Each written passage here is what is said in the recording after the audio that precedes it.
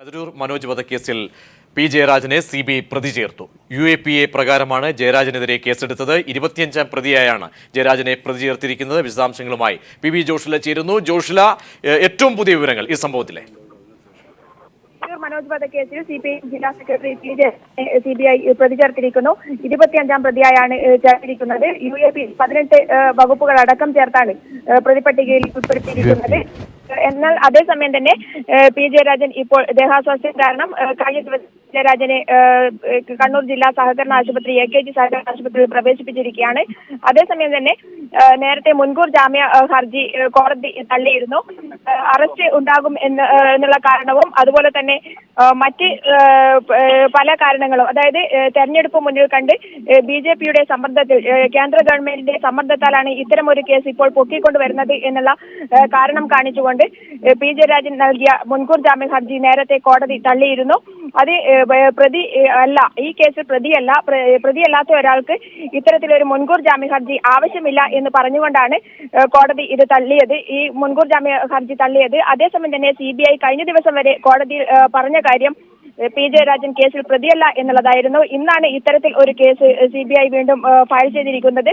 ഇത്തരത്തിൽ പ്രതി ചേർത്തിരിക്കുന്നത് 25ാം പ്രതിയായാണ് പി ജയരാജനെ ചേർത്തിരിക്കുന്നത്. ക്രിമിനൽ ഗൂഢാലോചന അടക്കം UAPA 18 ജോഷില കേൾക്കാമെങ്കിൽ, പ്രത്യേകിച്ച് രാഷ്ട്രീയ സാഹചര്യങ്ങൾ, നിലവിലെ സാഹചര്യങ്ങൾ അടക്കം നോക്കിക്കാണേണ്ട ഒരു സാഹചര്യമാണുള്ളത്. പി ജയരാജൻ നേരത്തെ മുൻകൂർ ജാമ്യാപേക്ഷയുമായി കോടതിയെ സമീപിക്കുന്ന ഘട്ടത്തിൽ കോടതി സ്വാഭാവികമായും പറയുന്നു പ്രതിയല്ലാത്ത ഒരു വ്യക്തി എന്തിന് മുൻകൂർ ജാമ്യാപേക്ഷ നൽകണമെന്ന സാഹചര്യത്തിൽ. അതിനുശേഷം വീണ്ടും പ്രതിയാകപ്പെട്ട ഒരു സാഹചര്യത്തിലേക്ക് അല്ലെങ്കിൽ കേസിൽ പ്രതി ചേർക്കുന്ന ഒരു സാഹചര്യം വരുന്നു. ഇതിന്റെ തുടർ നടപടികൾ സംബന്ധിച്ച് എന്തായിരിക്കും ഈ പറയുന്ന CBI അടക്കം നൽകുന്ന സൂചനകൾ? പ്രജീഷ്, പ്രതി ചേർത്തിരിക്കുന്നു എന്നുള്ള വിവരം മാത്രമാണ് നമുക്ക് അറിയാൻ കഴിഞ്ഞുള്ളത്. UAPA വകുപ്പ് പ്രകാരം എല്ലാ തരത്തിലും പി ജയരാജനെ കൊണ്ടുള്ള ശ്രമത്തിന്റെ ഭാഗം എന്ന് നമുക്ക് തന്നെ പറയേണ്ടിയിരിക്കുന്ന ഒരു അവസ്ഥയിലേക്കാണ് കാര്യങ്ങൾ നീങ്ങുന്നത്. കാരണം UAPA 18ാം വകുപ്പും ക്രിമിനൽ ഗൂഢാലോചന അടക്കമുള്ള മറ്റെല്ലാ വകുപ്പുകളും ചേർത്തിട്ടുണ്ട് എന്നാണ് അറിയാൻ കഴിഞ്ഞിട്ടുള്ളത്. കേസ് ഫയൽ ചെയ്തിരിക്കുന്നത് ആ രീതിയിലാണ്. എന്നാൽ അതേസമയം തന്നെ കഴിഞ്ഞ ആറു മാസം മുൻപ് തന്നെ 6 മണിക്കൂർ നീണ്ട ചോദ്യം ചെയ്യൽ CBI അദ്ദേഹത്തെ ചോദ്യം ചെയ്തിരുന്നു.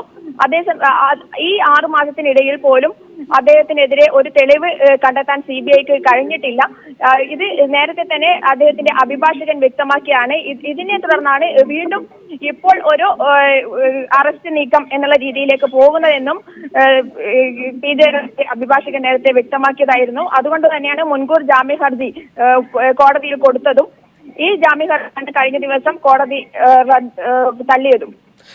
ജോഷില, അവിടെ CPM അടക്കം പി ജയരാജൻ അടക്കം ആരോപിച്ചതുപോലെ രാഷ്ട്രീയ പ്രേരിതമായി കാര്യങ്ങളെ നോക്കിക്കാണുന്നു, CBI നോക്കിക്കാണുന്നു. അവിടെ ഒരു ഇടപെടൽ വ്യക്തമായി ബോധ്യപ്പെടുന്ന ഒരു ഘട്ടമാണോ ഈ നിമിഷമെങ്കിലും ഓർത്തെടുക്കാൻ കഴിയുന്നത്? രാഷ്ട്രീയ നേതൃത്വത്തിലടക്കം എന്തായാലും വലിയ ചലനങ്ങൾ ഉണ്ടാകും എന്ന തരത്തിലുള്ള പ്രതികരണങ്ങളടക്കം CPM തന്നെ മുന്നോട്ട് വെച്ചിരുന്നു. ആ അർത്ഥത്തിൽ നോക്കിയാൽ പ്രജീഷ്, ഇതുവരെ ഉണ്ടായിരുന്ന നടപടികളിൽ ഇതുവരെയായി പി ജയരാജൻ നേരിട്ട് എന്തെങ്കിലും പങ്കാളിത്തം വഹിച്ചതായി അല്ലെങ്കിൽ ഗൂഢാലോചനയിൽ പങ്കെടുത്തതായുള്ള യാതൊരുവിധ തെളിവുകളും CBIക്ക് ലഭിച്ചിട്ടില്ല എന്നാണ് ഇതുവരെ നമുക്കടക്കം മനസ്സിലാക്കാൻ കഴിഞ്ഞത്. അതുതന്നെയാണ് കോടതിക്കും മനസ്സിലാക്കാൻ കഴിഞ്ഞിട്ടുള്ളത് എന്ന് വേണം അനുമാനിക്കാൻ. കാരണം കഴിഞ്ഞ ദിവസത്തെ മുൻകൂർ ജാമ്യ ഹർജി തള്ളുന്ന ഒരു സാഹചര്യം ഉണ്ടായിട്ടുള്ളത് പി ജയരാജനെതിരെ അന്ന് CBI പ്രോസിക്യൂഷൻ കോടതിയിൽ പറഞ്ഞ ഒരു കാര്യം ജയരാജനെ പ്രതി ചേർത്തിട്ടില്ല എന്നുള്ളതാണ്. ആ ഒരു പ്രതി ചേർക്കാത്ത സാഹചര്യത്തിൽ പി ജയരാജന് മുൻകൂർ ജാമ്യ ഹർജിയുടെ ആവശ്യമില്ല എന്നുള്ള രീതിയിലാണ് അന്ന് കോടതി മുൻകൂർ ജാമ്യ ഹർജി തള്ളിയത്.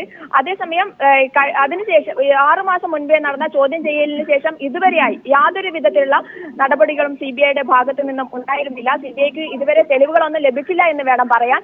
ആ സമയത്താണ് തദ്ദേശ സ്വയംഭരണ തെരഞ്ഞെടുപ്പ് വരുന്നതും പ്രത്യേകിച്ച് കണ്ണൂർ കോർപ്പറേഷനിലടക്കം LDFന് വൻ ഭൂരിപക്ഷത്തോടുകൂടി അധികാരത്തിലേറാൻ കഴിയുന്നതും. ഈ ഒരു സാഹചര്യം ഇതൊരു ഭയപ്പാടുണ്ടാക്കി എന്നാണ് LDF അടക്കമുള്ള CPIM അടക്കമുള്ള നേതാക്കൾ പറയുന്നത്. ഇതിന്റെ അടിസ്ഥാനത്തിലാണ് അടുത്ത തെരഞ്ഞെടുപ്പിനെ മുന്നിൽ കണ്ടുകൊണ്ട് ഇത്തരത്തിൽ CPIM ജില്ലാ സെക്രട്ടറിയെ അറസ്റ്റ് ചെയ്യാനുള്ള ഒരു നീക്കം എന്നുള്ള നിലയിൽ ഇത്തരമൊരു കേസ് കൊണ്ടുവന്നത് എന്നാണ് നേതാക്കളടക്കം ഈ കേസ് CBI വീണ്ടും എടുത്തിട്ടപ്പോൾ നമ്മളോട് മറുപടി പറഞ്ഞിട്ടുള്ളത്.